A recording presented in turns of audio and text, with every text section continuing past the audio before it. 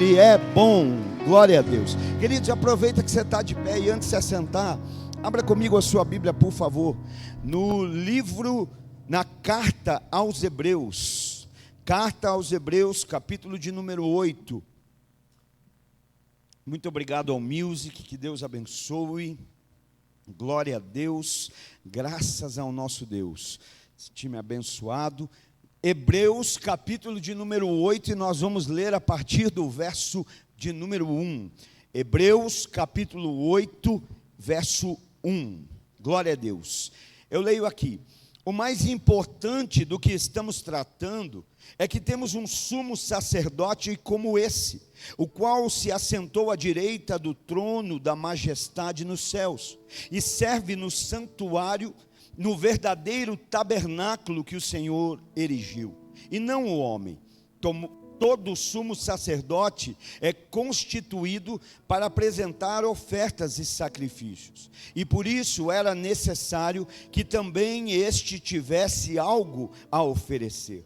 Se ele estivesse na terra, nem seria sumo sacerdote, visto que já existem aqueles que apresentam as ofertas prescritas pela lei. Eles servem num santuário que é cópia e sombra daquele que está nos céus. Já que Moisés foi avisado, quando estava para construir o tabernáculo, tenha o cuidado de fazer tudo segundo o modelo que lhe foi mostrado no monte. Agora, porém, o ministério que Jesus recebeu é superior ao deles, assim como também a aliança da qual ele é mediador é superior à antiga, sendo baseada em promessas superiores.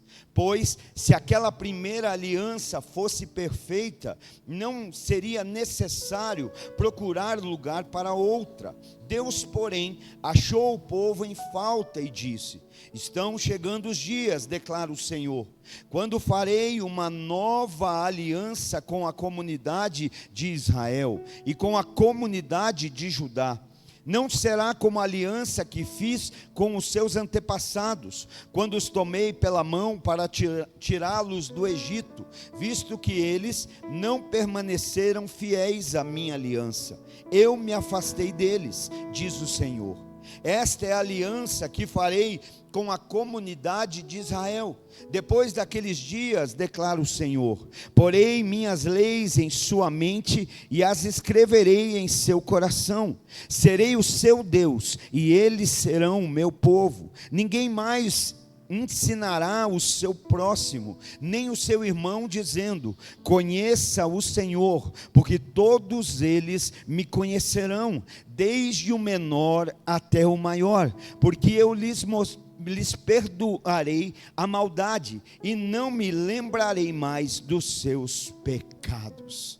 Senhor, nós louvamos o Teu nome nessa noite, e uma vez mais nós queremos bendizer ao Senhor, porque Tu és o Altíssimo, Tu és o Todo-Poderoso, Tu és aquele a qual a nossa confiança está, e nessa noite nós oramos, entregues, rendidos ao Senhor. Pai, que a nossa mente seja elevada nesse momento, levada cativa à obediência a Cristo Jesus, que a nossa alma se silencie, se cale, e que o nosso espírito esteja desperto para receber tudo aquilo que o Senhor já preparou para nós nessa noite, em nome de Jesus. Amém e amém. Glória a Deus. Pode se sentar, tome seu lugar, fique à vontade. Eu queria que você imaginasse comigo uma cena.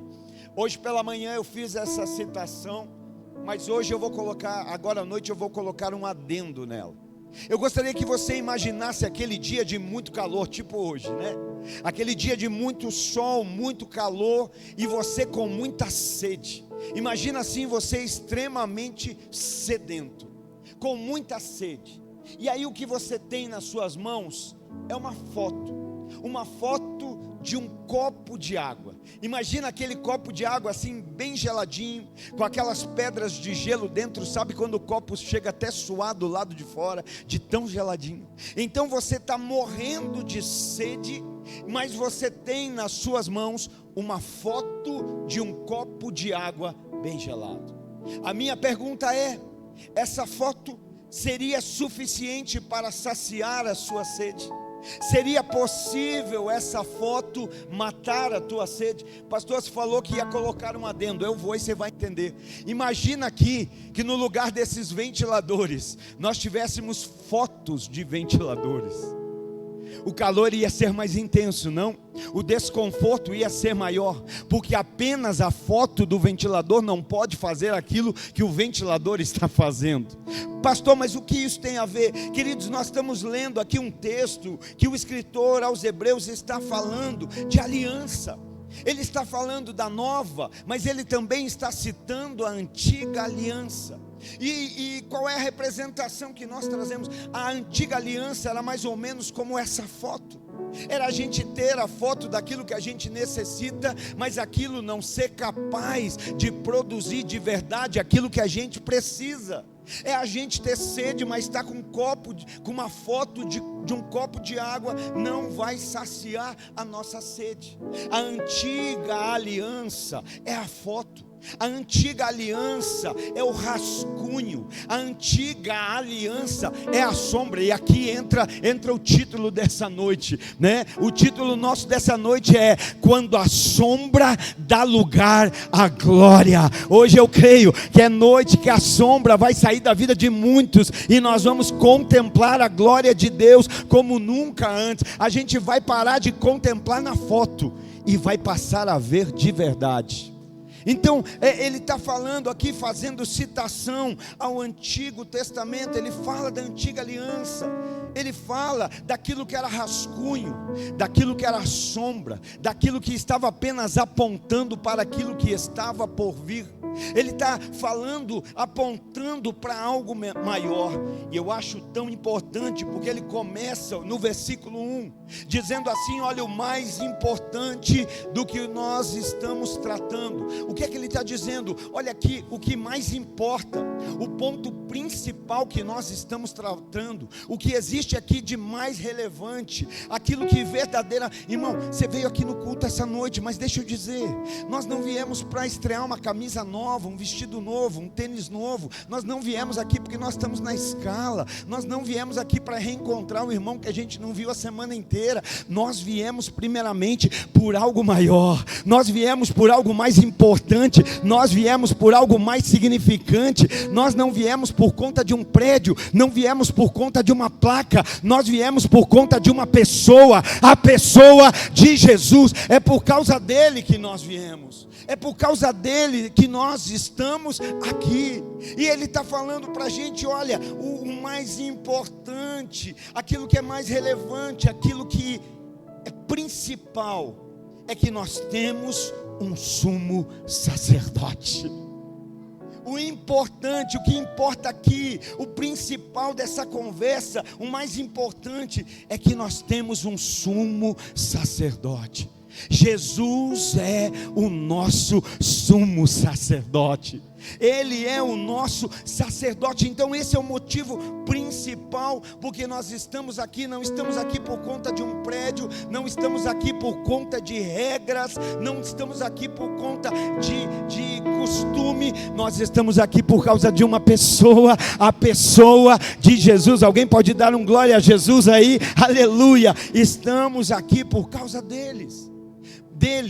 Muitas pessoas ainda estão. Eu preguei aqui esses dias Lucas 13, falei da mulher encurvada. Muitas pessoas ainda estão caminhando na vida cristã de maneira encurvada, ainda estão dessa maneira, debilitada, sobre o peso de regras externas, regras que pesam, regras que mudam a postura, regras que vão se tornando desgastantes. E agora o que nós precisamos entender hoje aqui, que nós temos um acesso superior, que nós temos um caminho muito excelente, aleluia, um caminho aberto pelo sangue de Jesus, um caminho ainda muito melhor, um caminho que tira esse peso, um caminho que tira esse fardo. Então ele está dizendo: o importante de nós estarmos aqui É porque nós temos um sumo sacerdote. Eu quero transmitir isso hoje. O importante é que nós estamos aqui. O mais importante, o crucial, o essencial, o ponto principal, o ponto chave, o ápice de todas as coisas, é porque dele, por ele e para ele são todas as coisas. A ele seja o amém. É por causa de Jesus. E aí então, depois de dizer isso, o verso 2, então ele vai dizer, termina o verso 1, temos um sumo sacerdote como esse, o qual se assentou à direita do trono da majestade nos céus. O escritor aos Hebreus está fazendo aqui uma citação. Ele está falando da nova aliança, mas comparando com a antiga. Então ele está falando, nós temos um sumo sacerdote, isso é o que é importante, isso é o que é relevante. Mas aí ele não para, e ele diz, e esse sumo sacerdote se assentou à destra do Deus Todo-Poderoso. Vou deixar você entender. O nosso sacerdote está assentado. Pastor, o que significa? Irmão, tem gente às vezes que não consegue parar para ouvir a mensagem.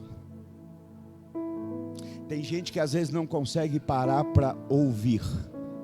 Tem gente que às vezes não consegue se assentar.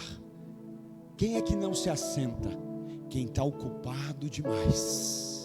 Quem é que não se assenta? Quem tem muitas coisas para resolver. Quando é que a gente não consegue se assentar? Quando a gente tem muito problema para dar jeito. Quando a gente tem muita coisa para fazer, não é assim, a gente não para nem para sentar. Mas a minha Bíblia está dizendo que o nosso sumo sacerdote se assentou. O que isso significa, pastor? Significa que Jesus não está de pé tentando resolver problemas. Jesus não está de pé tentando terminar nada. Jesus não está de pé, tentando fazer algo. Jesus, ao se assentar, está dizendo: Tetelestai, está consumado. O que eu tinha para fazer, eu já fiz, está pronto. Só se assenta quem já terminou o que tinha para fazer. Só descansa quem já fez o que tinha que ser feito. Sabe por que nós podemos nessa noite, indiferente da tua situação, da tua condição, da conta no banco, da condição dentro do lar, da condição física e emocional, sabe por que nós podemos nos alegrar? Talvez você ainda não esteja vivendo, mas deixa eu dizer, ele já fez. Tetelestai, João 19:30, a minha Bíblia diz que Jesus na cruz, ao entregar o Espírito ao Pai, vai dizer: está consumado, está feito. Por isso nós podemos celebrar o que ele já fez, já está pronto, ele já completou. Por isso ele se assenta. É tão lindo, eu terminei, agora eu posso me assentar. E ele não está assentado de uma maneira normal. Esse assentar de Cristo fala de governo, fala de reinado. Ele governa. O que ele tinha para fazer na terra, ele fez e terminou. Agora ele governa no céu. Aleluia. Não, aqui já é motivo de sobra para você se alegrar. O que ele tinha para realizar na terra, aleluia, ele realizou. E agora ele está assentado para governar. Aleluia. A minha Bíblia diz que nós precisamos reinar com Cristo. Que nós precisamos reinar com Cristo nas regiões celestes. Então nós temos um sumo sacerdote que já se posicionou. Oh, meu irmão, muito obrigado. Que Deus abençoe. Glória a Deus, Deus abençoe. Nós temos um sumo sacerdote que já se assentou. Por quê? Porque aquilo que ele tinha para fazer, ele já fez. No Antigo Testamento, o sacerdote anualmente tinha que oferecer sacrifício. Então não parava. Deus está nos chamando hoje para sair do ativismo e entrar no modo descanso. Deus está nos chamando hoje para sair do modo ativismo e entrar no modo descanso.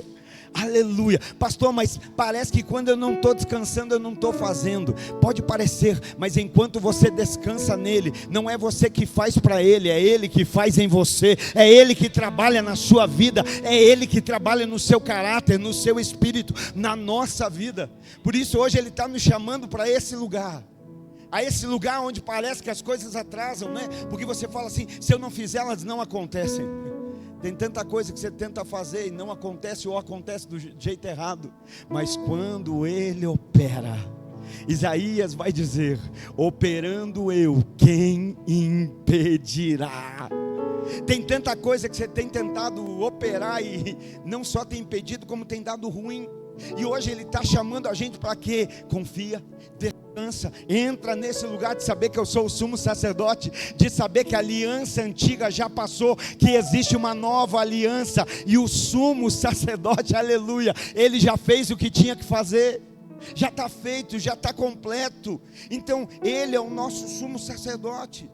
Sabe, no Antigo Testamento o trabalho dos sacerdotes não acabava.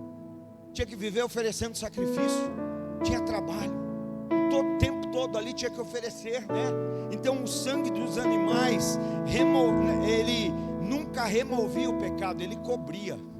Jesus não veio para cobrir o pecado, ele veio para remover o pecado, aleluia, ele veio para remover. Então ele é o nosso sumo sacerdote que se assentou.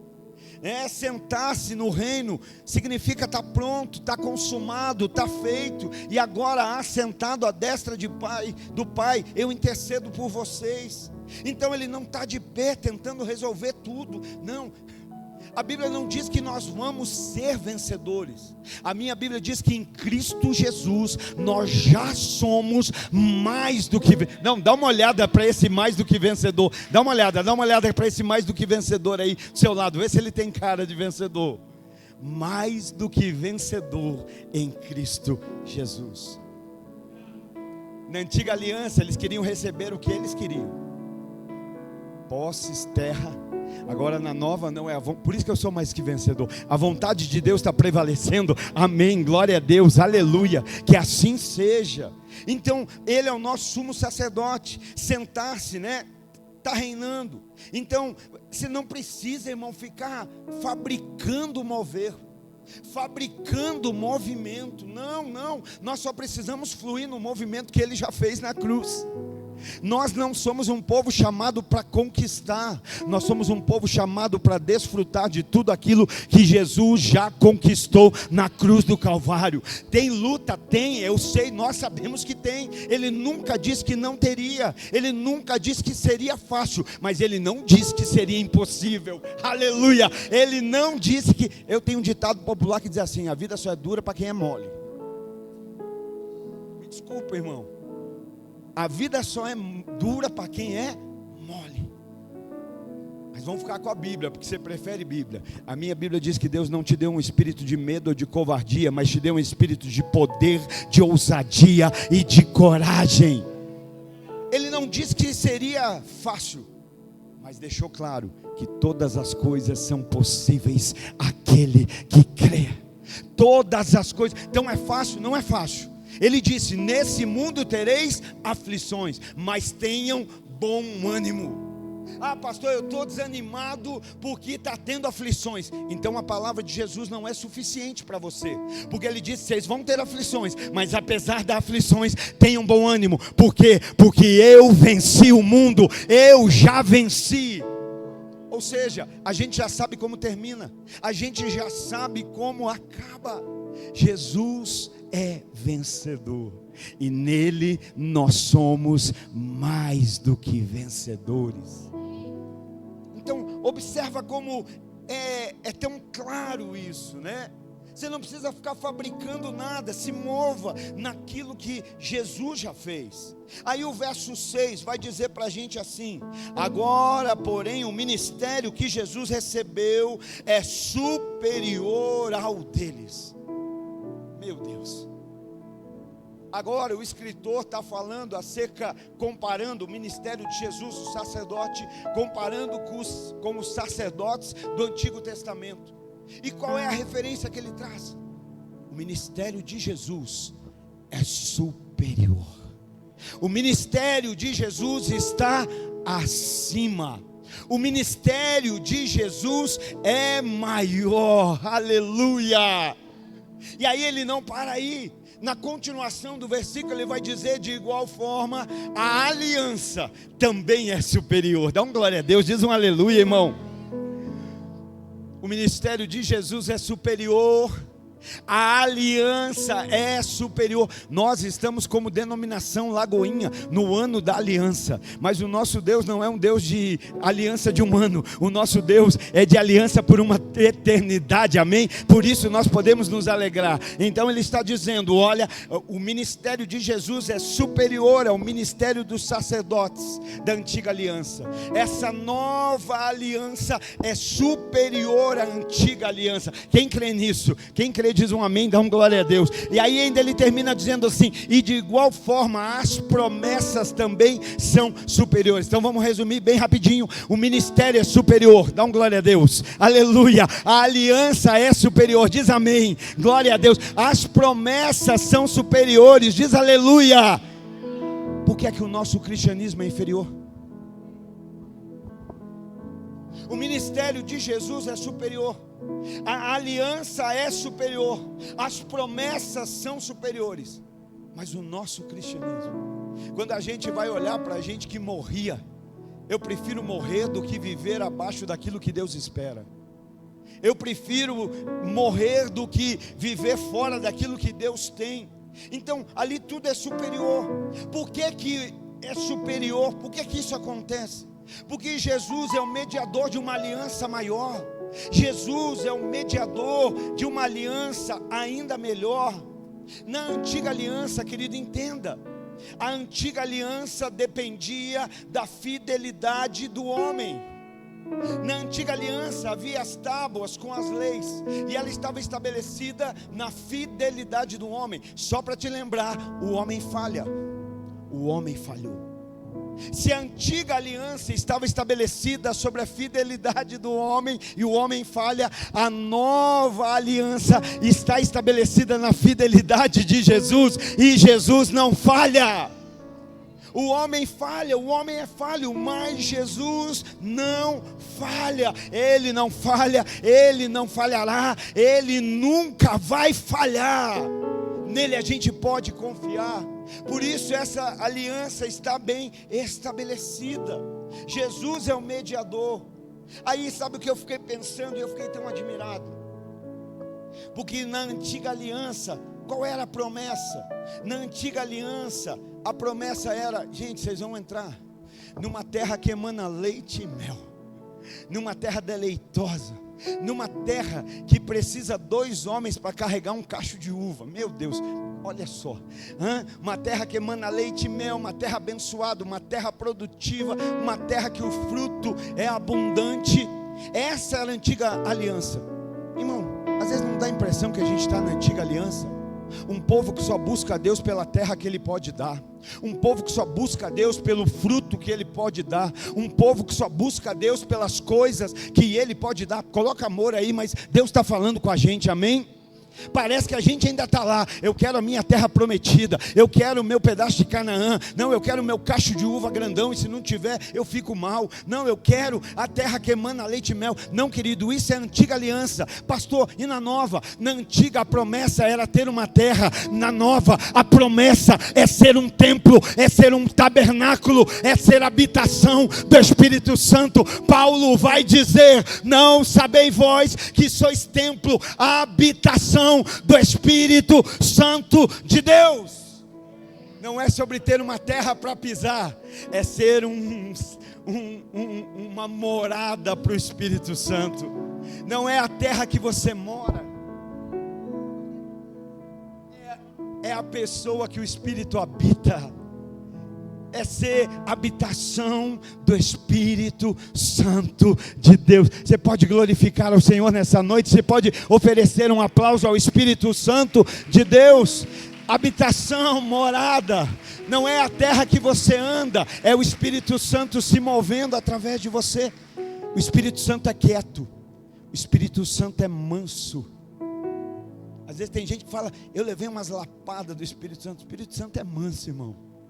Olha o fruto dele: mansidão, temperança, longanimidade, fidelidade.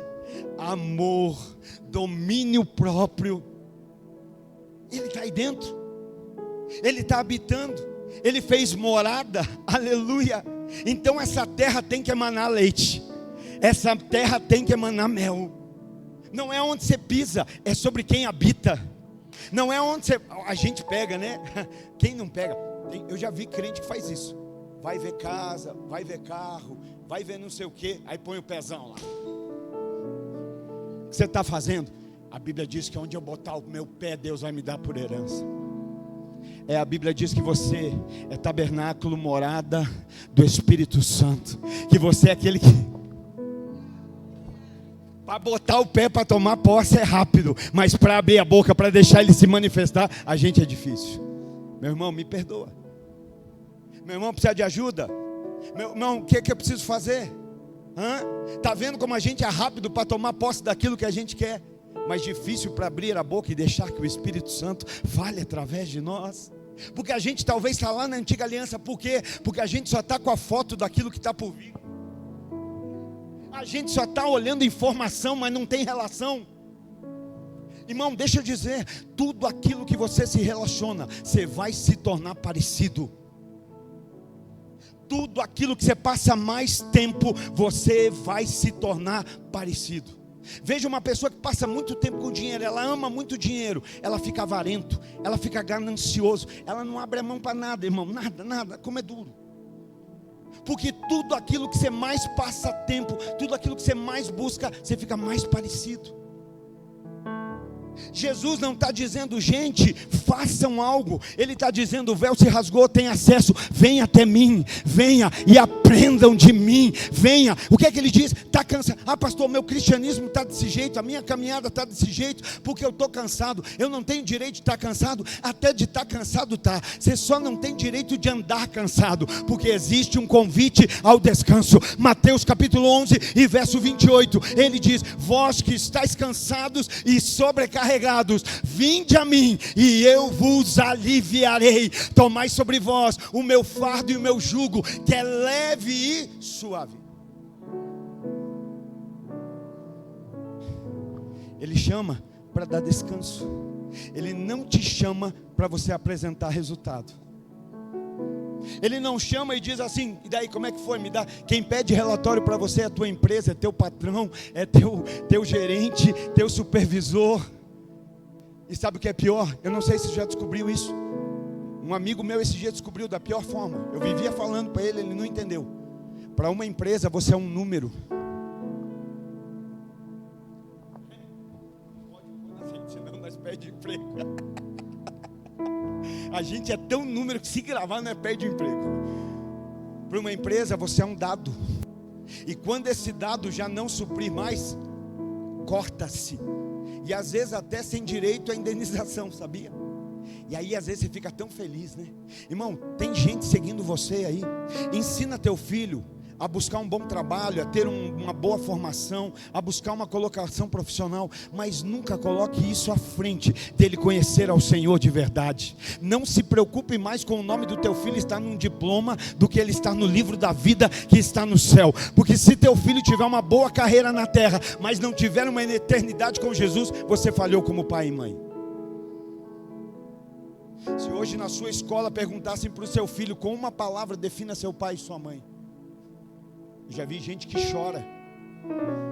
Mãe dizendo, meu filho fala assim, brava. O outro falou, trabalho. O que é que definiria, como seu filho definiria hoje você em uma palavra? Porque às vezes a gente está dizendo, não, mas ele está feliz que o meu nome na conta do banco lá tem bastante zero. Ele está feliz porque a gente tem bastante posse. Só que isso tudo vai passar, meu irmão. Isso tudo vai passar.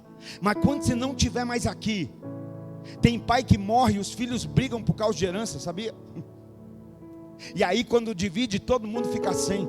E quando o patriarca não está mais, não tem mais nada. Porque coisas materiais elas vêm e elas vão. Mas existe algo que nós podemos fazer aqui que vai durar por toda a eternidade. Existem coisas aqui que nós estamos fazendo aqui, mas vai se tornar um legado. Os filhos dos filhos, eu creio Estava conversando com uma irmã que hoje de manhã que ela tem tataraneto, é isso? Meu Deus, já pensou?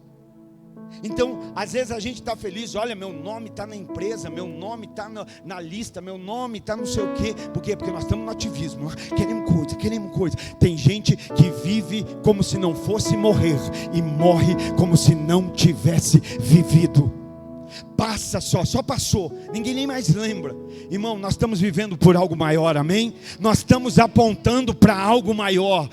Pastor, você não tem necessidade, não sabe você das minhas. Mas eu vivo por algo maior, porque eu sei que a minha necessidade um dia vai passar. Vai. E existe algo maior acima. Um dia os discípulos, depois de serem enviados, vão voltar tão alegres para Jesus, né? Oh, mestre, nosso ministério dá, olha, no teu nome os demônios estão saindo. Hoje um irmão que saiu do culto, encontrou alguém na rua, foi orar, já teve que libertar alguém na rua. Deus está levantando uma geração ousada. Você entende? A igreja que faz diferença não é uma igreja de 2 horas de culto. Se o que você faz, você só sabe fazer no culto, você não entendeu o cristianismo. E aí eles voltam e começam a dizer: mestre, em teu nome os demônios estão nos sujeitando. A gente fala, sai, e eles saem. E eles estão tão felizes. E aí Jesus vai jogar um balde de água fria, talvez como está jogando em alguns de nós aqui nessa noite. Mas não tem problema, se ele jogar é para acordar, é para despertar. Olha, antes de vocês se alegrarem por isso, vos alegreis, porque o vosso nome está rolado no livro da vida que está no céu. Essa deveria ser a sua alegria. A sua alegria não deveria ser pela performance que você tem quando usa o meu nome na terra, mas por saber que pela minha graça, pelo meu favor e pelo meu amor, o teu nome está no livro da vida que está no céu. Tem alguém aqui que está com o nome no livro da vida, que pode celebrar ao Senhor, que pode adorar a Ele, que pode agradecer a Ele pela sua bondade, pela sua graça? Antes vos alegrei, porque o vosso nome está no livro da vida que está no céu. Talvez corta da empresa, talvez corta de alguns grupos, talvez corta de algumas reuniões, mas o teu nome está no livro da vida. Está lá, ninguém pode tirar. Ele é o sumo, ele é o grande sacerdote, ele tem o ministério superior, a aliança superior, ele não falha. As promessas também são superiores. Então, na antiga aliança, a promessa é terra. A promessa é longevidade, irmão. Qual era a promessa no Antigo Testamento? Eu vou te dar terra e você vai viver bastante. Nós não somos a geração da longevidade hoje? Somos. Geração da dieta, da academia. Não é assim? E não tem nada de errado nisso, irmão. Nada. Cuida do corpo. Tá bom? Vai, faz, mas faz de verdade, irmão. Faz. Se vai fazer, faz bem feito. Vai para academia, faz dieta, faz pilates, faz o que tiver que fazer para a saúde. Faz. Mas não priorize mais longevidade do que eternidade. Não priorize mais viver muito do que viver eternamente. Não troque a eternidade pela longevidade. A Bíblia diz que depois de uns anos é só enfado e cansaço. E aí você está prolongando aí fica chato, mal-humorado. Por quê? Porque tem longevidade. Você quer viver muito, mas às vezes o povo ao teu redor não. Às vezes a gente quer, e eles estão pedindo muda, transforma. Irmão, não é sobre viver muito, mas é sobre viver, não é sobre viver muito tempo. Não é sobre ter muito tempo de vida, mas é sobre ter vida enquanto vive.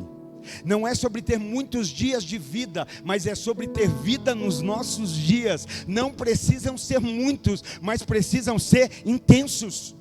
Eu não sei se vai ser 70, se vai, pastor, você tem plano? Eu não consigo ter, irmão. Eu vivo um dia de cada vez, mas cada dia eu quero viver tudo. Não, amanhã eu faço, amanhã eu vou, amanhã, talvez o amanhã não chegue. Talvez o amanhã, não chegue para nós. Por isso, viva o hoje. E hoje, vivendo, viva por algo maior. Sabe, não aceita cópia, irmão. Não aceita religiosidade. não aceita barulho sem vida, não aceita ritual vazio. Eu falava aqui hoje de manhã, irmão. Hoje a gente é a geração que aceita qualquer. Hoje, né? Nós lá em casa, agora passou, mas a gente gostava muito de assistir MasterChef, né? E aí a gente assistia lá toda terça. Não sei se tem alguém aqui que assistia, mas não tem nada de errado, tá, irmão? E aí, quando a gente assiste MasterChef, o que é que dá? Fome. Eita. Não é assim? Começa a assistir, dá fome. Mas vamos combinar, a gente nunca vai conseguir fazer os pratos que estão nos dando fome. Às vezes eu via lá eles fazendo aquele prato, e o que nós ia fazer? Miojo.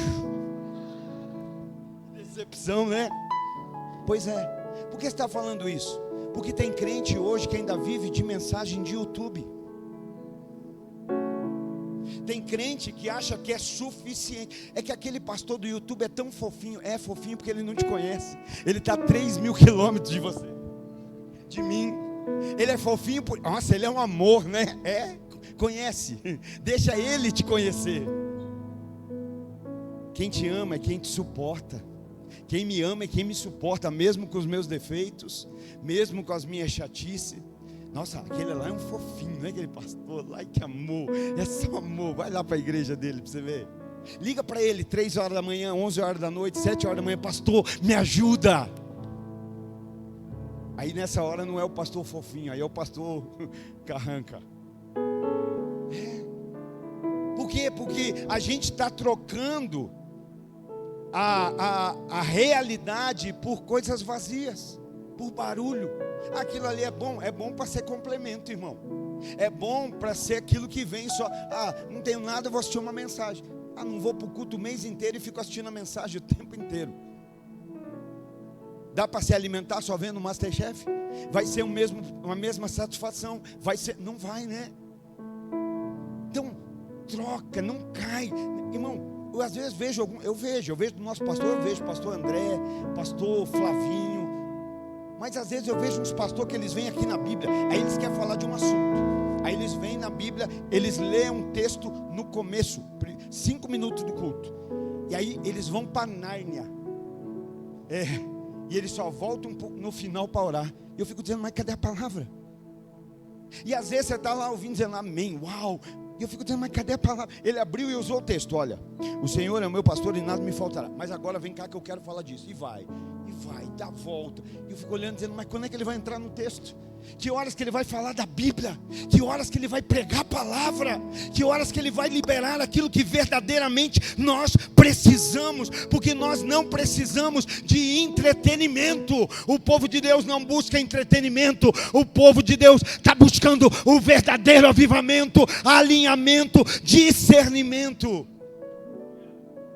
Então coloca lá para completar, mas não abre mão do principal. Não abre mão da essência, porque quando você conhece a verdade, engano nenhum mais vai entrar nos teus ouvidos. Você fala, epa, esse aí não, eu conheço a Bíblia, não é, Heitor? Glória a Deus, Deus seja louvado. Eu conheço a verdade, sabe, vamos ser bereanos, vamos amar a Bíblia, amar a palavra. Esses dias fizemos um culto que pregamos de orgulho, irmão, acabou o culto, o povo não queria ir embora. Eu falei, Jesus, eu achei que eu ia ser apedrejado no final do culto. E o povo não queria ir embora, porque ainda existe um povo que quer a verdade. A Bíblia diz que no fim dos tempos o povo teria comichão nos ouvidos e procuraria aqueles que falassem aquilo que eles gostariam de ouvir. Mas glória a Deus, porque ainda existe um povo que procura ouvir aquilo que Deus está falando, que procura ouvir aquilo que Deus quer que nós ouçamos. E eu acredito que parte desse povo está aqui nessa noite. Nós precisamos. Então não aceita cópia, irmão. Busca a realidade do ministério de Jesus que transforma. Lembra que eu falei semana passada? Ele é aquele que transforma o caniço. O caniço pode estar rachado, o caniço pode estar com defeito, mas ele não termina de quebrar. Ele conserta, ele restaura, e o caniço vai virar uma flauta que vai entoar uma melodia, aleluia, que vai voltar a cumprir a sua utilidade. Verso 10. essa é a aliança que farei com a comunidade de Israel. Depois daqueles dias, declara o Senhor, porei as minhas leis em sua mente e as escreverei em seu coração. Serei o seu Deus e eles serão o meu povo. Aonde que Deus vai colocar as leis? Na mente. Tem gente que fica, né? Aí, que será a marca da besta? Aí é na testa, é na mão. Irmão, antes de se preocupar com a marca da besta, se preocupe se você já tem a mente de Cristo. Porque se você tiver a mente de Cristo, ninguém vai te enganar.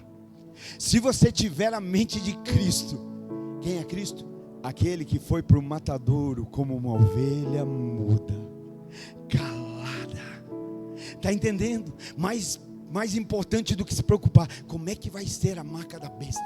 Como é que vai ser na testa? Como é que vai ser na mão? Não é, será que eu já tenho a mentalidade de Cristo? Será que a mente de Cristo? Será que os princípios do Senhor já estão na minha mente? Está entendendo? Porque, irmão, pastor, você não está preocupado com o chip na mão? Mão fala do quê? De tudo aquilo que a gente faz. Meu irmão, se você tiver a mente de Cristo, tudo aquilo que você vai operar vai ser bom.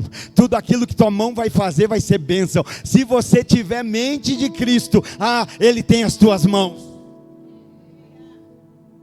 Ele está dizendo, colocarei aonde? Colocarei na mente desse povo, e eles serão o meu povo.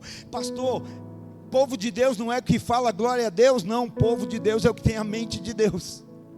Ele está dizendo, colocarei na mente deles. Você está entendendo, irmão? Parece difícil, mas não é. Não é o que a gente pode fazer, é o que a gente permite Ele fazer em nós.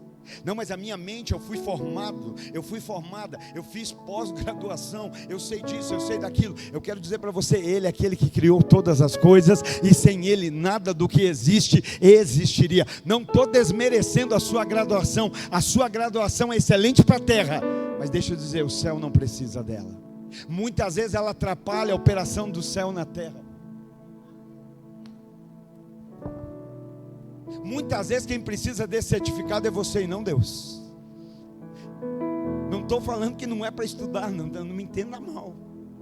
Mas se tiver que escolher, e se for, não, eu prefiro ser alguém com certificado. Para onde estamos indo? Para onde estamos caminhando? Aonde vamos chegar? Colocarei as minhas leis na sua mente. Colocarei e eles serão o meu povo, e aí sim eu serei o seu Deus. Serei o seu Deus e eles serão o meu povo. Lembra, na antiga aliança tinha os 10 mandamentos: não matarás, não roubarás, não adulterarás, não darás falso testemunho. Não tinha? Tinha. E essas leis estavam aonde? Na tábua, na pedra, não era assim? Estavam cravadas na pedra, gravadas na pedra. Está lá, os 10 mandamentos.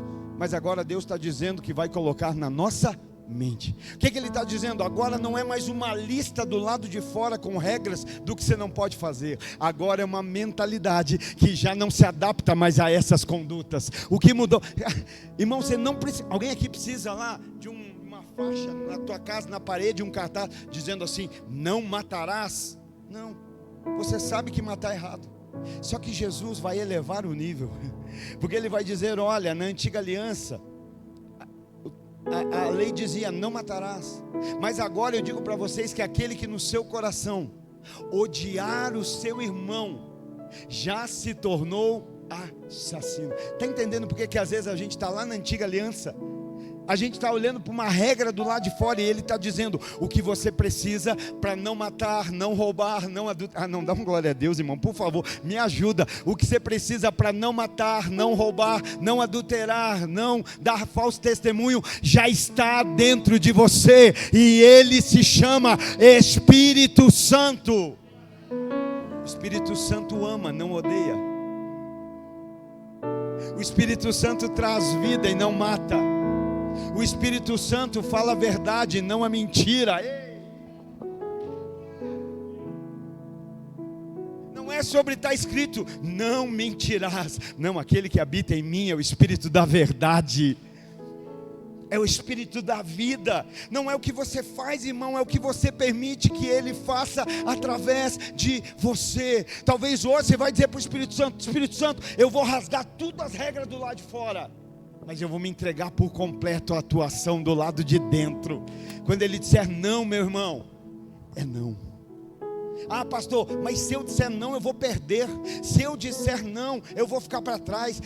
Irmão, deixa eu dizer, você nunca perde, você nunca fica para trás, você nunca vai ser decepcionado fazendo a vontade de Deus.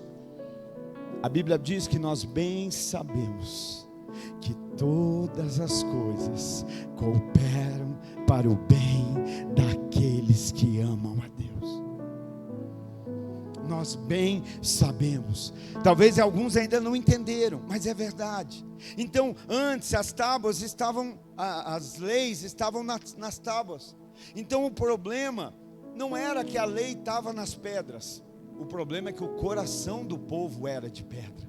Está entendendo como eu estou dizendo que às vezes parece que a gente está na antiga aliança? A gente quer terra, a gente quer posse, a gente quer terra que emana leite e mel, que é cacho de uva gigante, a gente quer longevidade, e às vezes ainda a gente está com o coração de pedra. O problema não eram as leis que estavam na pedra, o problema é que o povo tinha um coração de pedra para obedecer. E quem tem coração de pedra não obedece. Então na antiga aliança as leis e os mandamentos estavam escritos do lado de fora. Na nova os princípios e valores estão estabelecidos do lado de dentro, na mente e no coração. Na antiga aliança o pecado encurvava o homem. Na nova aliança o Espírito Santo te faz olhar para dentro. É diferente, é olhar para onde estão todas as coisas. E aí Deus vai dizer assim: olha, ninguém mais ensinará o seu próximo.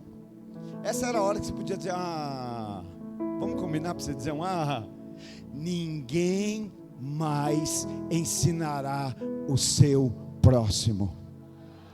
Vocês são lindos demais. Por que é que ninguém vai ensinar? Porque o Senhor está dizendo que debaixo dessa aliança, do menor ao maior, todos o conhecerão. Talvez você não entendeu ainda a dinâmica dos nossos cultos. O nosso culto não é para você vir aqui sentar e me ouvir falar do que eu sei, do que eu conheço. Não. O nosso culto é para te apontar a um caminho, para você conhecê-lo, para você desfrutá-lo, para você ter intimidade com Ele. Ele não te chama para conhecer e parar. Ele te diz: conheça e continue em conhecer ao Senhor. Por isso você não vem no culto para me ouvir falar o que eu sei. Você vem no culto para entender que existe um caminho que você tem acesso. Irmão, o nosso cristianismo não se sustenta com culto de domingo. Qual é a esposa, qual é a noiva, qual é a namorada que se satisfaz em ver o teu noivo uma vez por semana? 2 horas. Quem? Se tiver alguma, nós vamos orar. Vai que alguma esposa levanta, aí já deu encrenca, né? Aí deu ruim, né?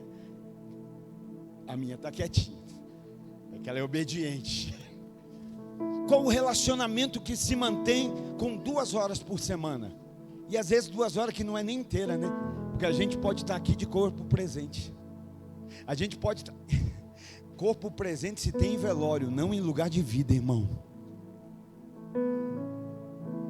Qual é o relacionamento? Então, você não vem, eu sou crente porque eu vou no culto todo domingo. Não, eu quero uma vida diária com Deus. Eu vou no domingo afiar minha espada. Eu vou no domingo dar uma... Vou dar uma pareada na minha bússola para continuar andando na segunda, na terça, na quarta, na quinta, na sexta, no sábado. Você sabe quem está andando todo dia, meu irmão. Você vê quem come todo dia, quem se alimenta todo dia. Então Ele não está te chamando para frequentar um culto, Ele está te chamando para viver uma vida. E o que nós fazemos é isso, apontar para uma vida. Por isso Ele está dizendo aqui: olha, ninguém mais vai ensinar. Por quê? Porque todos me conhecerão. Esse é o desejo de Deus, que todos o conheçam. O batismo no Espírito Santo é a prova do que o acesso de Deus para nós é maior, é muito mais importante. Não é sobre apenas ter acesso, é sobre todos terem acesso. Isso constitui o nosso encargo e nossa responsabilidade, apontar para esse caminho, apontar para aquilo que Deus tem, você conhecer, você ir além, você ver, você contemplar, está entendendo? Deixar de viver de sombra e contemplar a glória do Senhor, a palavra de Deus. Ai, meu corpo hoje está corrompido, eu estou chateadinho, eu estou tristinho, eu estou revoltadinho, eu estou iradinho, porque o corpo se corrompe, mas a minha Bíblia diz que o homem interior se renova de glória em glória. Glória a Deus, que essa carcaça não vai para o céu, aleluia, esse pó volta para o pó, mas aquilo que é de Deus volta para Deus, e que nós possamos apresentar para Ele hoje um espírito vivificado, um espírito avivado, um espírito que vive além das circunstâncias. Você está vindo na igreja por quê? Por causa de Cristo?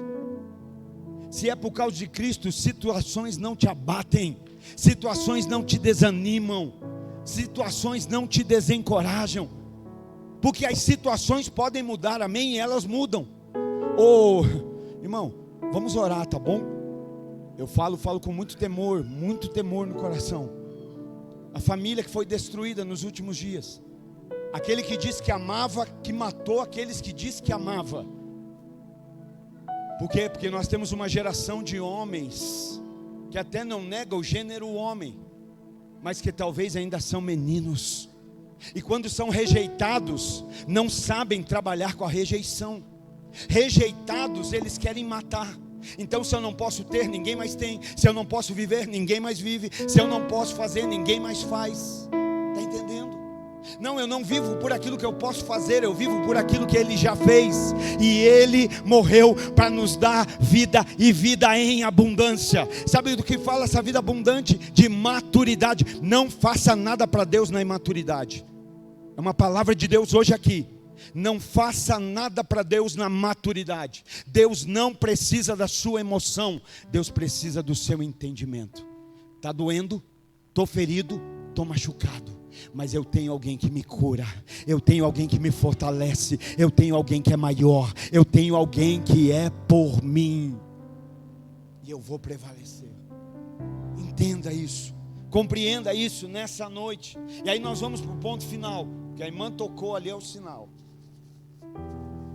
E dá risada, ainda bem que ela é simpática. Ela me manda parar, mas sorrindo. Glória a Deus. Porque quem tem Jesus é alegre, amém? Quem tem Jesus é feliz. Não estou dizendo que quem tem Jesus não tem problema, estou dizendo que quem tem Jesus, apesar do problema, é alegre, apesar do problema, é feliz, apesar da Ei, você entendeu? Aleluia! Glória a Deus. E o último, verso 12. Ai, porque eu lhes perdoarei a maldade. Porque eu lhes perdoarei a maldade. E não me lembrarei mais dos seus pecados. Aqui agora tem que ser bem quietinho, bem momento David Leonardo. Ô fofo, coisa linda. Ele está dizendo: perdoarei os vossos pecados, perdoarei a vossa maldade, e dos seus pecados não me lembrarei mais.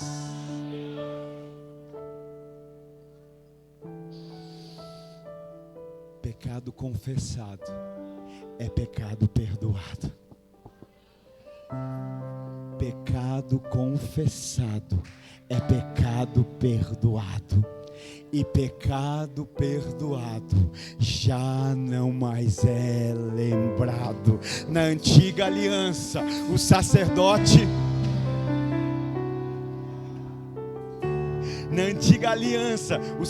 precisava fazer sacrifício anual. Vamos lá, vamos pagar a conta do povo. Vamos oferecer sacrifício porque tem pecado. Agora, na nova aliança, pecado perdoado é pecado que já não é mais lembrado. É pecado que Deus não guarda num arquivo para te acusar. Irmão, cuidado. Eu sempre digo isso para os irmãos: cuidado se você tem a tendência de viver acusando, porque o Espírito Santo não acusa. Espírito Santo não é acusador. Acusador é o inimigo. O inimigo é perito, ele está sempre procurando. Não sabeis vós que o inimigo das vossas almas está ao vosso derredor, procurando quem possa tragar. Esse é o papel do diabo. Está assim, está num culto abençoado procurando o que tem de ruim. Está numa comunhão de família abençoada procurando quem possa julgar. Está entendendo? Acusador é o diabo. O Espírito Santo é o ajudador. Você se parece mais com alguém que ajuda?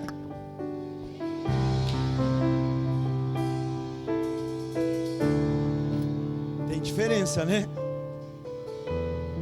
O diabo é o acusador, o Espírito Santo é o ajudador. Que as pessoas, quando olhar para você, digam: olha lá, e vem a irmã ajudadora, e vem o irmão ajudador, que não seja o acusador, né?